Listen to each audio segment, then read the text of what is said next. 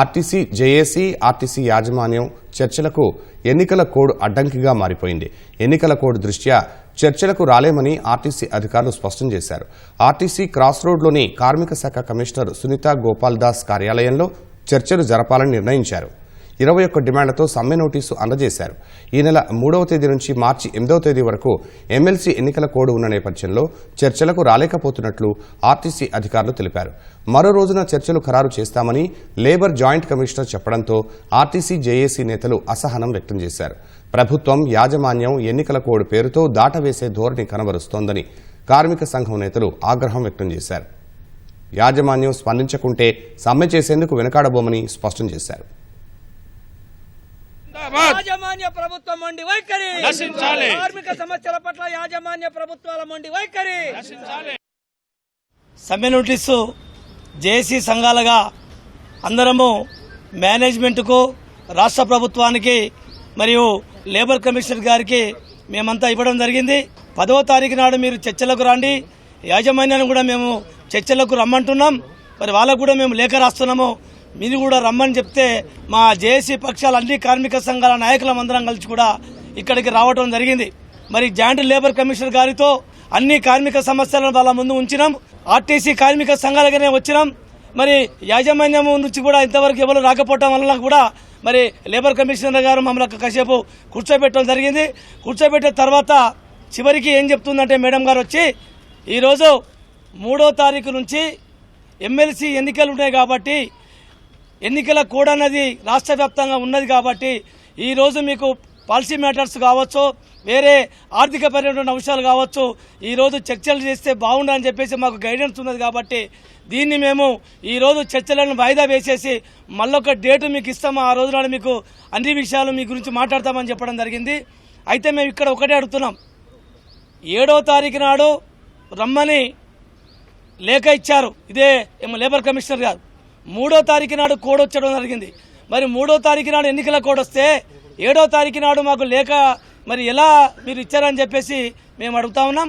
అదేవిధంగా మేము సమ్మె నోటీస్ ఇచ్చింది జనవరి 27వ తారీఖు నాడు, ఎన్నికల కోడ్ రాకముందుకే మేము సమ్మె నోటీస్ ఇచ్చాం. కాబట్టి ఈ కోడ్కు మా యొక్క సమ్మె నోటీసుకు ఎలాంటి సంబంధం ఉండకూడదని చెప్పేసి దీనిని మరి ఆ కోడ్కు నుంచి సంబంధం లేకుండా మమ్మల్ని పిలిచి చర్చలు సమాధానంగా జరిపి మా న్యాయమైన సమస్యలు పరిష్కారం చేయడానికి చొరవ చూపెట్టవలసిందిగా కోరుతూ మరొకసారి మేము జేఏసీ పక్షాల మధ్య కూర్చొని మేము రేపు ఏమి చేయాలి ఏమి చేయకూడదన్న దాని మీద భవిష్యత్తు కార్యాచరణ గురించి మేము ఆలోచన చేసి మీ అందరికీ మేము అన్నిటి విషయాలు తెలియపరుస్తాం. ఈరోజు గవర్నమెంట్ మేనేజ్మెంట్ కూడబలుకొని కావాలని చెప్పి ఇప్పుడు మా వెంకన్న చెప్పినట్టుగా మరి 3వ తారీఖున కోడ్ వస్తే 7వ తారీఖు లెటర్ ఇచ్చేసి చర్చలకు పిలిచి ఈరోజు కూర్చోబెట్టి మాట్లాడే తీరా వాళ్ళు రాలేదని చెప్పి మాకు ఈ లెటర్ ఇవ్వడం జరిగింది. ఇది చాలా అన్యాయం. వాస్తవాలు ముందే చెప్పాల్సినటువంటి అవసరం ఉండే.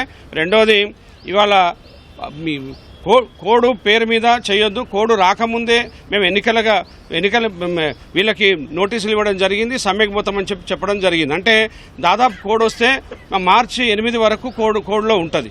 మార్చి 8 అంటే ఆ మార్చి 7కే మా వ్యాలిడిటీ అయిపోయే పరిస్థితి వస్తుంది. కాబట్టి మళ్ళీ మేము ఎక్సీడ్ చేసుకోవడానికి అవకాశం ఉంది. తర్వాత ఎన్ని జిమ్ముకులు చేసినా ప్రభుత్వం యాజమాన్యం సమ్మె ఆగదు. డెఫినెట్గా ఈ సమ్మెకి మళ్ళీ మేము ఎప్పుడు చేయాలి ఏం చేయాలని చెప్పి మా జేఏసీగా కూర్చొని నిర్ణయించుకొని అవసరమైతే ఈ నోటీసును కూడా పొడిగించుకొని జేఏసీగా తప్పకుండా ముందుకు పోతాం. ఆర్టీసీ కార్మికుల సమస్యలు పరిష్కారం అయ్యే వరకు ఈ జేఏసీ ఐక్యంగా ముందుకు పోతుందని చెప్పి దానికి తప్పకుండా మేము ముందుంటాం. తర్వాత ప్రభుత్వం ఇప్పటికైనా మరి దాటేసే ప్రయత్నం చేయొద్దు. ఇవాళ కోడుల పేరు మీద కాదు, మళ్ళీ కూడా ఎలక్షన్ల కోడ్లు వస్తాయి, అటువంటివి కాకుండా కూర్చోబెట్టి వాస్తవాలు చేయాలి.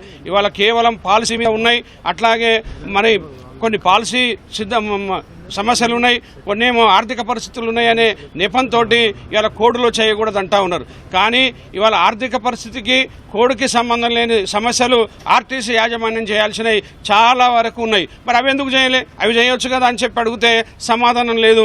కోడ్ కానివ్వండి అని చెప్పి మేడం గారు చెప్పడం జరుగుతూ ఉంది. మేనేజ్మెంటే రాకపోవడం కూడా మైనస్ ఇది. అంటే మేనేజ్మెంట్ వాళ్ళు రాలేదంటే ఇది ముందే వాళ్ళు ఇదంతా మాట్లాడుకున్నట్టుగా మాకు ప్రభుత్వము యాజమాన్యము ఒకటే మాట్లాడినట్టుగా తెలిసింది. కాబట్టి దీన్ని తీవ్రంగా మేము కూడా ఆలోచిస్తాం. తప్పకుండా జేఏసీగా కూర్చొని మా భవిష్యత్ కార్యాచరణ ఏ విధంగా ఉంటుందనేది త్వరలోనే తెలియపరచామని తెలియజేస్తా ఉన్నాం.